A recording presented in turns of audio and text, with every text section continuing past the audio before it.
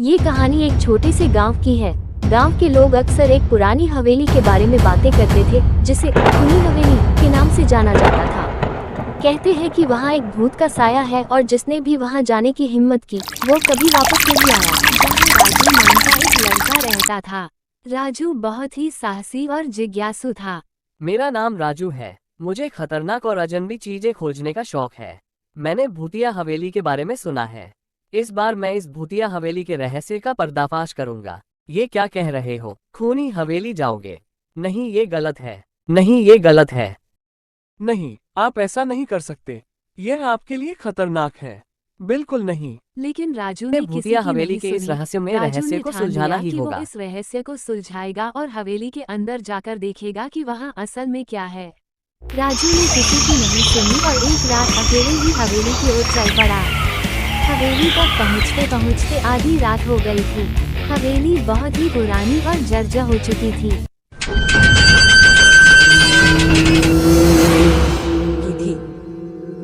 राजू ने जैसे ही हवेली का मुख्य दरवाजा खोला, उसे एक ठंडी हवा का झोंका महसूस हुआ।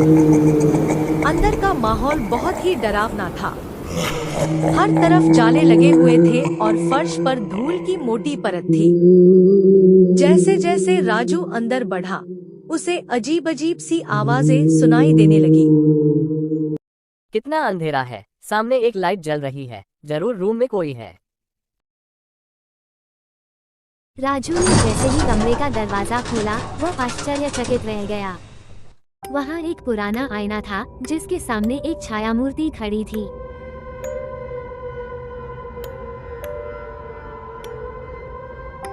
कृपा करके हमें बताएं कि आप कौन हैं और क्या चाहते हैं। मैं इस हवेली का पूर्व मालिक हूँ। मेरा नाम विक्रम था। मेरे परिवार के लोगों ने मुझे धोखा देकर मार डाला और मेरी आत्मा यहाँ फंस गई। जो भी यहाँ आता है उसकी आत्मा भी इसी हवेली में कैद हो जाती है। मैं आपके लिए क्या कर सकता हूँ? मुझे क्या करना चाहिए कि आपको मुक्ति मिल जाए? इस हवेली के तहखाने में एक पुराना ताबूत है। उसमें मेरी अस्थियां हैं। उन्हें गंगा नदी में विसर्जित कर दो ताकि मेरी आत्मा को मुक्ति मिल सके। ठीक है, मैं इसे करने की कोशिश करूँगा। राजू ने हिम्मत जुटाकर तहखाने की ओर कदम बढ़ाया। वहाँ बहुत अंधेरा था, लेकिन उसने अपनी टॉर्च जलाकर रास्ता देखा। ताबूत को ढूंढने में उसे बहुत समय लगा, लेकिन अंत में उसे ताबूत मिल ही गया। मुझे इस कंकाल को जल्दी से गंगा नदी में फेंकना होगा। हवेली से बाहर आकर ताबूत निकाला और सूटकेस और बैग में कंकाल रखकर भारी मन से गंगा नदी की ओर चल दिए। गंगा नदी के किनारे पहुंचकर राजू ने ताबूत को खोलकर विक्रम की अस्थियों को जल में प्रवाहित कर दिया।